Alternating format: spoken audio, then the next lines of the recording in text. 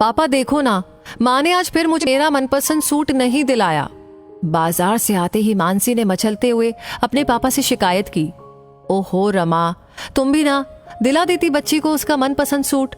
गुप्ता जी ने अपनी पत्नी से कहा। रमा ने कहा, अच्छा जी, कैसे दिला देती? एक ही तो बेटी नहीं है आपकी। अगर इसे दिलाती तो छोटी का मुंह फूल जाता, और फिर महीने का बजट उसका क्या?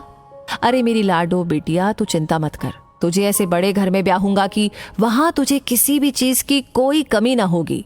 राज करेगी मेरी बिटिया रानी। गुप्ता जी ने मानसी को लाड लडाते हुए कहा।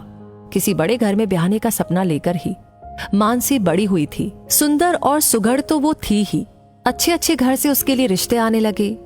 एक दिन जब पास शहर के अच्छे बड़े घर से रिश्ता आया तो गुप्ता जी को लगा कि उनकी तलाश पूरी हो गई।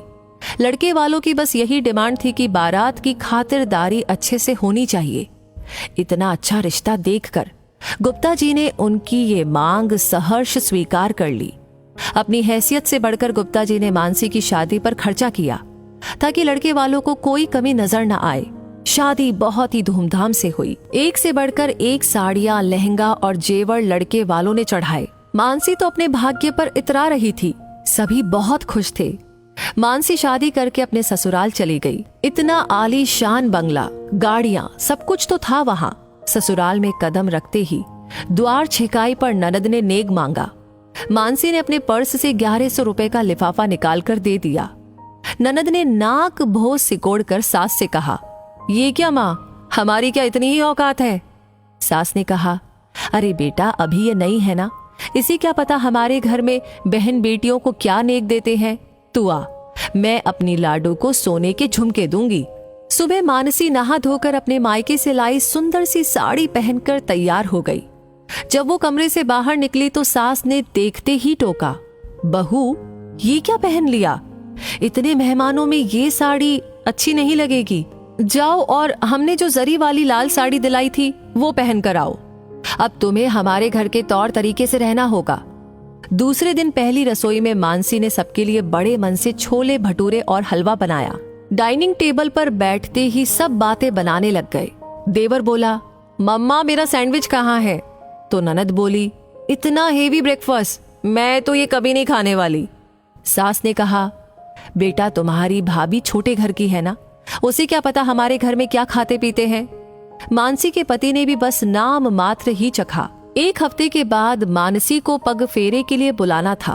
गुप्ता जी ने मानसी की सास के पास फोन करके कहा कि वो कल मानसी को लेने आ रहे हैं। सुबह वाली ट्रेन से आएंगे और शाम वाली ट्रेन से मानसी को ले जाएंगे। ये सुनकर मानसी की सास ने गुप्ता जी से कह दिया कि समधी जी आप तकलीफ ना करें, हम मानसी को गाड़ी से भिजवा देंगे। बात करने के बाद मानसी की सास ने मानसी से कहा, सुनो बहू, इस बार तो हम तुम्हें गाड़ी से भिजवा देंगे, लेकिन अपने पापा से कह देना कि अगर तुम्हें ले जाना हो तो गाड़ी लेकर आ जाए। हमारे घर की बहू इस तरह ट्रेन में नहीं जाएगी। मानसी बेचारी चुपचाप उनकी बातें सुनती रही। अगले दिन मानसी गहनों से लदी हुई अपने मायके पहुंच गई। मानसी के पापा तो बहुत खुश थे कि उनकी बेटी को इतना अच्छा ससुराल मिला है। उन गहनों की चमक में मानसी की आंखों का सूनापन शायद किसी को नजर नहीं आ रहा था। छोटी बहन ने भी उसे छेड़ते हुए कहा, वाह दीदी, आपके तो मजे हैं, इतना ठाट बाट। गुप्ता जी ने कहा, अरे तू चिंता क्यों करती है, तेरे लिए भी ऐसा ही ससुराल ढूंढूंगा। मानसी फीकी सी हंसी हंसकर रह गई। अगले दिन दामाद बाबू मानसी को लेने आ गए। खूब खातिरदारी की गई उनकी। जाते समय गुप्ता जी ने दामाद से कहा, दामाद बाबू, अगर कोई अच्छा रिश्ता हो तो हमारी छोटी बिटिया के लिए भी बताना। ये सुनकर मानसी ने अपने आंसू छिपाते हुए कहा, पापा अगर हो सके तो अपनी दूसरी बेटी को बड़े घर में नहीं, बराबरी के घर में ब्याहना, जिससे उसे और उसके परिवार को भी बराबरी का सम्मान मिल सके। मानसी तो अपने ससुराल लौट गई, लेकिन उसकी इस बात ने गुप्ता जी को सोचने पर मजबूर कर दिया कि कहीं उन्होंने बड़े घर में बेटी ब्याह कर कोई गलती तो नहीं कर दी। वैसे इस कहानी के बारे में आप क्या सोचते हैं? आप क्या समझते हैं, आपकी क्या राय है? हमें कमेंट सेक्शन में लिख करके अपनी राय जरूर बताएं। लाइक आपने कर दिया है, इसे शेयर करना बिल्कुल ना भूलें। आपका शेयर, लाइक और आपका ढेर सारा प्यार हमारे लिए होता है असली प्रेरणा इस टाइप की कहानियां आप तक पहुंचाने के लिए, इन पर मेहनत करने के लिए, काम करने के लिए। तो हमारा ये मोटिवेशन लगातार बनाए रखिए हमेशा की तरह। और ये कहानियां आप चाहते हैं कि सबसे पहले आपको मिले, तो हमारे पेज को फॉलो करना बिल्कुल ना भूले।